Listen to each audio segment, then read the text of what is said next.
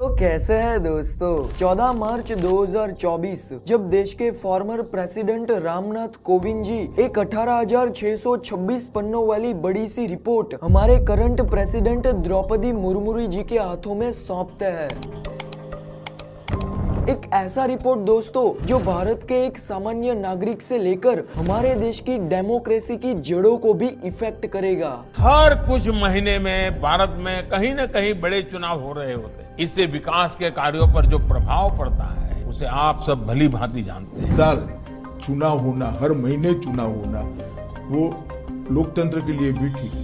अरे हमको क्या मिलेगा 1 इलेक्शन की, 10 इलेक्शन की, 12 इलेक्शन, 1 नेशन 1 इलेक्शन का कानून।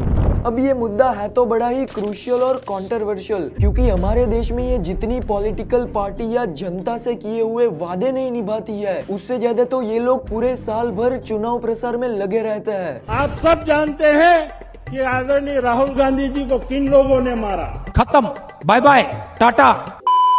मतलब कि हर 1-2 महीने में आपको देश के किसी न किसी कोने में चुनाव होते हुए नजर आएंगे और इस समस्या को लेकर सरकार ने भी कई बार सवाल उठाया है। मगर दोस्तों ये कानून कितना इफेक्टिव रहेगा हमारे देश की डेमोक्रेसी के लिए, क्योंकि सच बताऊं तो सिर्फ 1 नेशन 1 इलेक्शन की सोच से ही सब कुछ नहीं होने वाला, बल्कि इसके एक्चुअल इम्प्लीमेंटेशन के बाद कौन से आफ्टर मिथ निकल के आते हैं वो भी इतना ही मायने रखता है। और आज इस पूरी कहानी को समझाने के लिए गवर्नमेंट ऑफ इंडिया के टोटल 376 पन्नों वाली रामनाथ कोविंद जी की इस रिपोर्ट, कुछ पुराने जजमेंट, पेटिशन और रिपोर्ट्स में बताई गई बातों को मैं एज इट इज आपको बताऊंगा और इन सभी की लिंक्स मैंने डिस्क्रिप्शन में दे दी है ताकि आप एक बार इन सभी चीजों को वेरीफाई भी कर सके। सो आइए आज के इस विजुअल में भारतीय लोकतंत्र में होने वाली सबसे बड़ी चुनावी प्रक्रिया को समझने की कोशिश करते हैं।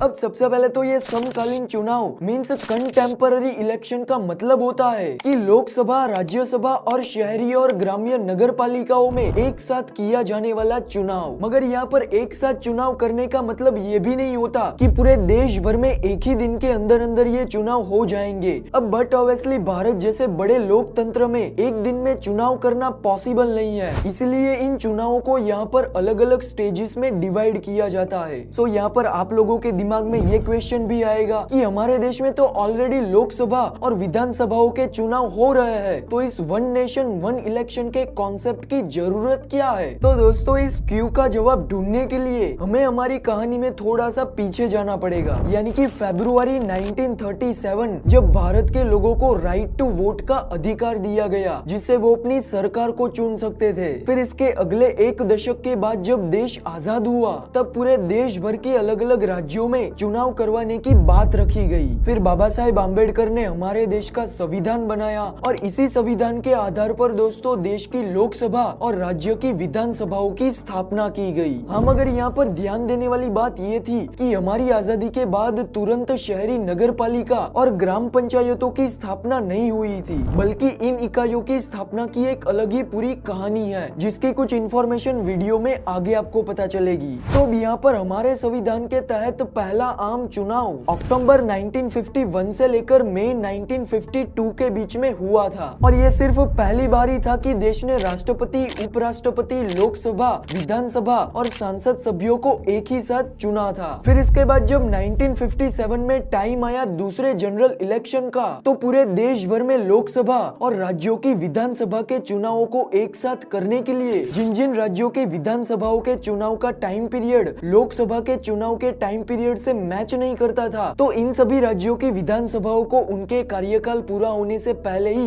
भंग कर दिया जाता है। फॉर एग्जाम्पल पंजाब के विधानसभा की सरकार के कार्यकाल की अंतिम तारीख 3/5/1957 की थी, मगर यहाँ पर 31 मार्च को ही विधानसभा को भंग कर दिया गया। और ऐसा ही सेम किस्सा उत्तर प्रदेश, पश्चिम बंगाल और बाकी थोड़े बहुत राज्यों में भी देखने को मिला था। यहाँ तक कि इस 1 नेशन 1 इलेक्शन की रिपोर्ट के पेज नंबर 14 पर ऐसा क्लियरली मेंशन किया गया गया है कि चुनाव आयोग ने इसके बाद 1962 के चुनाव में अपनी रिपोर्ट में इस बात पर जोर दिया था कि अगर इन इलेक्शंस और उनके खर्चों को 2 बार करने से अगर पॉसिबल हो तो हमें बचना चाहिए। मगर दोस्तों हमारे देश के इन 2 जनरल इलेक्शन के बाद इस वन नेशन और वन इलेक्शन की साइकिल टूट गई, क्योंकि अब कई सारे राज्यों की विधानसभाओं को अविश्वास प्रस्ताव, त्रिशंकु सांसद और दूसरे कई सारे रीजंस की वजह से समय से पहले ही भंग कर दिया जाता था। और इसी के चलते दोस्तों लोकसभा और राज्यसभा के चुनाव में एक टाइम डिफरेंस आ जाता है। इनफैक्ट आप लोगों को इस ग्राफ से ज्यादा क्लियरिटी आएगी कि 1951 से 1960 के बीच में जब हमारे देश में दोनों सदनों के चुनाव एक साथ होते थे, तब पूरे देश भर में इन 10 सालों के दौरान सिर्फ 25 इलेक्शन कंडक्ट किए गए थे। मगर यही इलेक्शन साल 2011 से 2020 के बीच में सीधा 63 इलेक्शंस तक पहुंच गए थे। चलो ये इलेक्शन अलग अलग टाइम पर हो रहा है, उससे भी कोई दिक्कत नहीं है, मगर इन चुनाव से 6-6 महीने पहले ही ये सभी नेता लोगों के बीच में रेवड़िया बांटना शुरू कर देते हैं। जहां एक चुनाव खत्म होता नहीं है कि ये लोग अपनी गमछा टोपी को बदलकर दूसरे चुनाव का प्रचार करने के लिए चले जाते हैं। यानी कि मान के चलो कि साल के टोटल 365 दिनों में से ये लोग 200 दिन तो सिर्फ और सिर्फ चुनावी प्रचार ही करता है। मेरा आपके साथ राजनीतिक रिश्ता नहीं है।